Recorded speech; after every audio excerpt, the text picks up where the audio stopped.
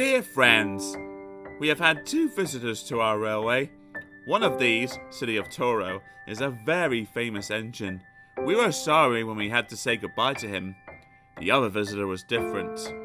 I do not believe, writes the Fat Controller, that all diesels are troublesome, but this one upset our engines and made Duck fairly unhappy. The author.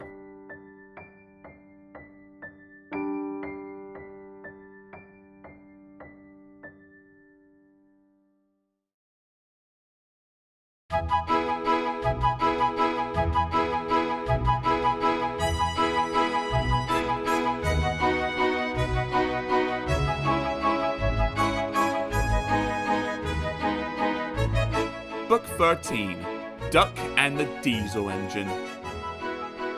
Story 1, Domeless Engines.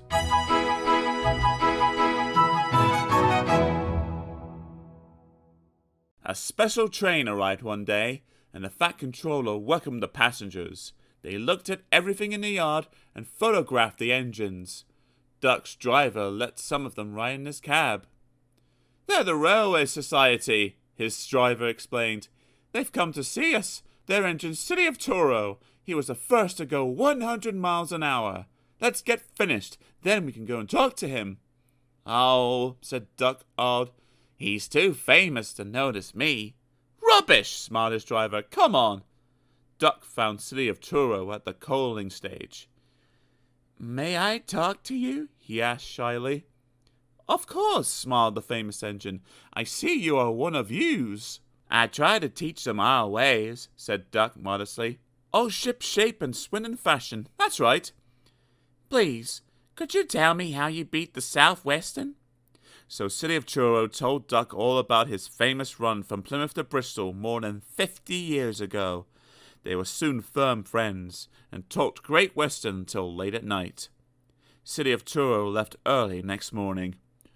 "Good riddance," grumbled Gordon, "chattering all night, keeping important engines awake. Who is he, anyway?" "He's City of Toro. He's famous." "As famous as me? Nonsense." "He's famouser than you. He went 100 miles an hour before you were drawn or thought of." "So he says, but I don't like his looks. He's got no dome," said Gordon darkly. "Never trust domeless engines. They're not respectful." "I never boast," Gordon continued modestly, "but 100 miles an hour would be easy for me. Goodbye." Presently, Duck took some trucks to Edward's station.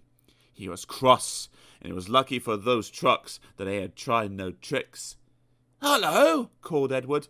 "The famous City of Truro came through the station. He whistled to me. Wasn't he kind?" "He's the finest engine in the world," said Duck, and he told Edward about City of Truro and what Gordon had said. "Don't take any notice," soothed Edward. "He's just jealous. He thinks no engine should be famous but him. Look, he's coming now." Gordon's boiler seemed to have swollen larger than ever. He was running very fast. He swayed up and down, and from side to side as his wheels pounded the rails. "He did it, I'll do it! He did it, I'll do it!" he panted. His train rocketed past and was gone. Edward chuckled and winked at Duck. "Gordon's trying to do a City of Truro," he said. Duck was still cross. "I should think he'll knock himself to bits," he snorted. "I heard something rattle as he went through." Gordon's driver eased him off. "Steady, boy," he said. "We aren't running a race." "We are, then," said Gordon, but he said it to himself. "I've never known him ride so roughly before," remarked his driver. His fireman grabbed the brake handle to steady himself. "He's given himself a hammering, and no mistake."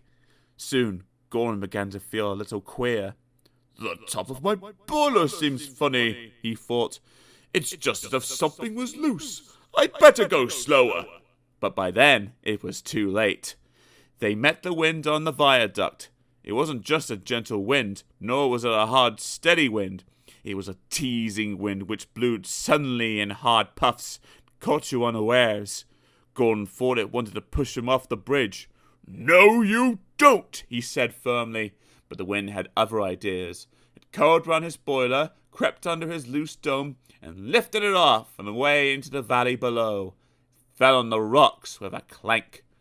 Gordon was most uncomfortable. He felt cold where his dome wasn't, and besides, people laughed at him as he passed.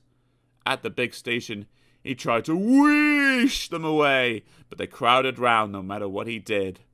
On the way back, he wanted his driver to stop and find his dome, and was very cross when he wouldn't. He hoped the shed would be empty, but all the engines were there waiting. "Never trust Domeless Engines," said a voice. "They aren't respectable."